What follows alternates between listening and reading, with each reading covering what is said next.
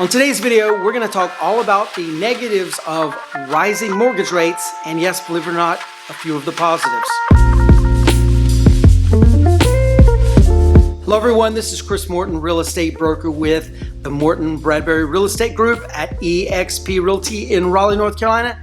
And yes, today we're going to talk all about the negatives and a few of the positives of the mortgage rate situation we're going in right now. But first, let's go over a little bit of the background. As you probably know, if you've been watching the news or trying to buy or sell a house, interest rates have been rising and rising and rising since the first of the year. We're currently sitting, as we're filming this, at about 6.75% for a 30-year mortgage, which is 2-3% higher than what we saw earlier on in the year. And that's impacting buyers and sellers greatly. For buyers that are out there that are in that sort of $0 to $750,000 price range, they are greatly impacted by, in general, greatly impacted by rising interest rates.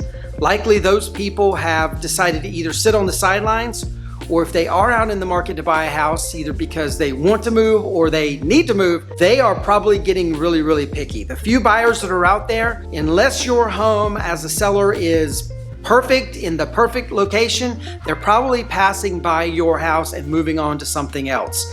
So sellers, if you're in the market to sell your home right now, or you are on the market, your home needs to be perfect.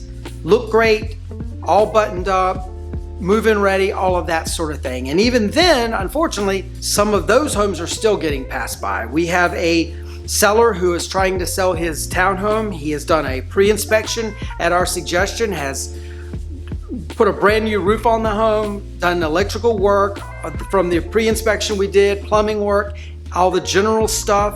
Home looks great, new granite, the whole 9 yards, and we have not had very many showings on this home. So he's had to recently, unfortunately, lower the price of his home, but he's in that $375,000 $400,000 price range, which is greatly been impacted by interest rates, and just a lot of people are just sitting on the sidelines because of that. And even people at the upper bands are impacted by the interest rates, although not in the way that you would expect. So we have a buyer who was looking around $1.4 to $1.5 million for a home. He thought he had found the home of his dreams. We were contemplating putting in an offer, and because he had been watching the news and been hearing about how things had slowed down so much, he kind of took his time to make that offer and mull over and decide if he really wanted to buy that home.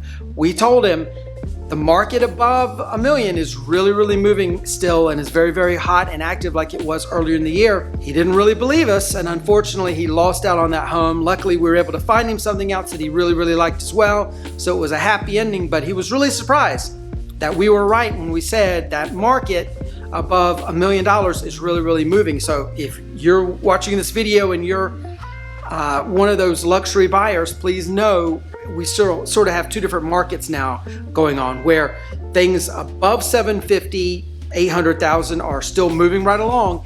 Things below it are tending to sit a little while. So what are the negatives of rising interest rates? Well, obviously, no one wants to pay more for something that they could have gotten for cheaper back earlier in the year, just a few months ago. Typically, if someone could have afforded a $200,000 home, their buying power has probably got them at $175,000, $185,000 now. So they're either having to pay more for that $200,000 home, say, or they're having to drop down and try to look for something that's in that $175,000, $185,000 range just to make the numbers work on their budget. So it's really hitting hard for people who are having to deal with either, again, paying more out of pocket for their home that they wanted to buy, or drop down and buy less of a home to make their numbers work. Another negative of these rising interest rates is a lot of people are just having to forego buying a home right now. They may have to sit and stay in their smaller home that they are uncomfortable in, rather than moving to that next level home, or maybe stay in an apartment where, yes,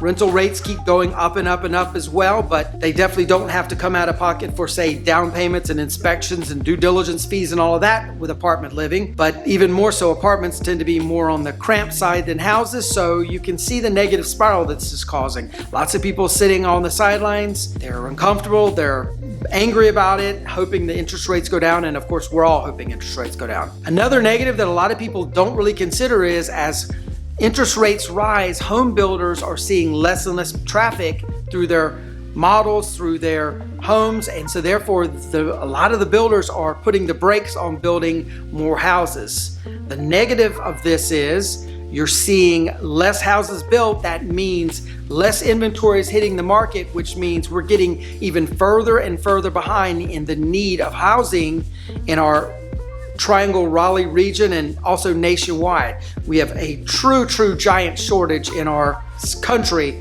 of new construction homes being built, and these rising interest rates are causing that shortage to get even worse and worse. And another negative of these rising interest rates is unless people really have to move, it is very unlikely that home sellers are going to sell their home.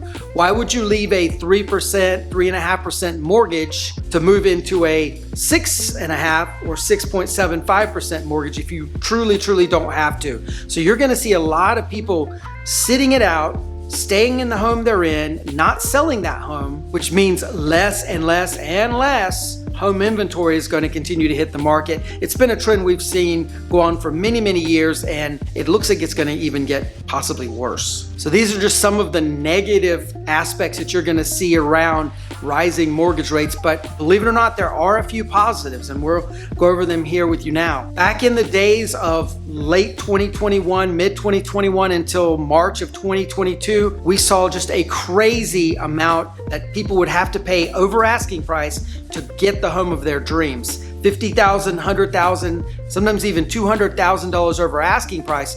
Plus, due diligence fees were out of sight back then. Literally, what today you're going to be paying $10,000, $20,000 due diligence fee on. Back then, you were having to pay $50, $75, $100. I heard of one family, not one of our clients, but I heard of one family paying $250,000 in due diligence. And again, for those who don't know, due diligence is an amount of money that you pay directly to the buyer. It does come off the total cost of your house, but if you decide not to buy that house, they get to keep your money. So needless to say, those people paying $250,000 due diligence, they did not terminate that contract.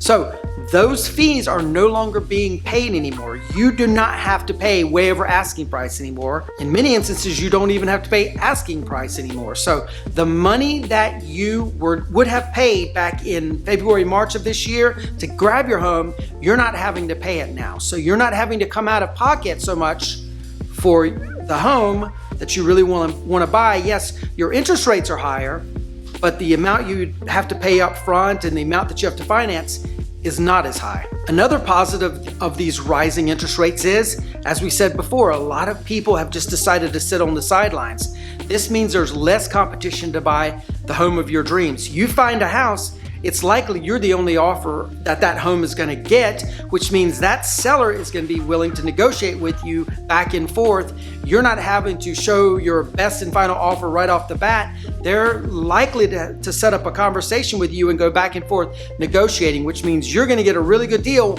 versus your friends who bought a home, say, January, February of this year. Another positive, and then we briefly touched on it as a negative, is new construction is not seeing the number of people coming into their homes, into their models as they did back at the beginning of the year, which means you're starting to see incentives coming out of the builder community. Lots of inventory is sitting, so they're giving discounts on the home, they're giving closing costs. Some of them are giving rate buy downs, which is, I think, something you're going to start seeing again. We saw that back when rates were higher, back 10 years ago, and definitely back in the 80s we saw it, but we're starting to see that again where builders are doing rate buy downs. And I suspect a solution for all you sellers out there is, instead of lowering the price of your home, maybe offer closing costs and rate buy down. So rate buy down obviously would be that someone could pay an amount of money to reduce your interest rate from, say, 6.75 to, say, 5.75 or 5 or something like that would be a little bit more manageable for you. That can be paid up front.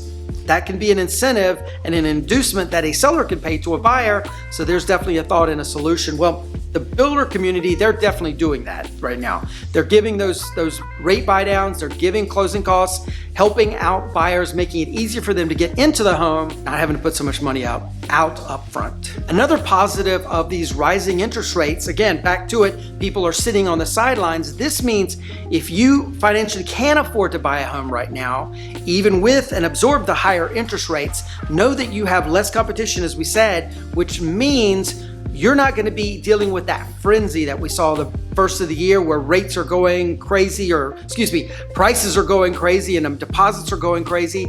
It means you're not going to be in the pool of piranhas when the rates come down. You're going to already be in your home, and when rates come down, you're going to be able to refinance into that lower rate. Whereas people sitting on the sidelines are going to wait for that lower rate. They're going to jump in the pool. It's going to be a crazy frenzy. Advantage again, if you can afford to absorb the higher interest rates now, is you're not going to have to deal with that frenzy when it does hit. And yes, history shows that we will have lower rates again soon, eventually, sometime. Who knows when? It will eventually happen. But again, if you can absorb those higher rates now, you're going to be all the better. And still another positive of rising interest rates is you're seeing less and less refinancing going on, meaning someone was in a home already with a mortgage that was at a rate that they didn't like, and so now they wanted to refinance into a lower rate.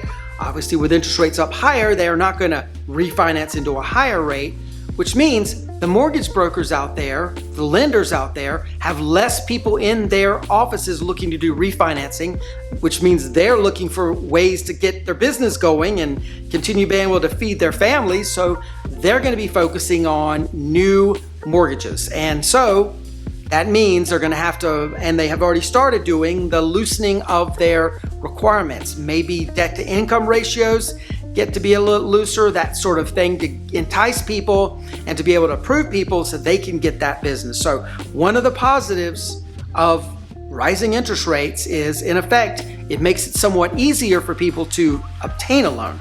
So there's a positive. So as we've said, yes, it is plainly aware to anyone who's noticing that interest rates are going up and up and up. They're definitely not where they were back earlier in the year, this year, 2022.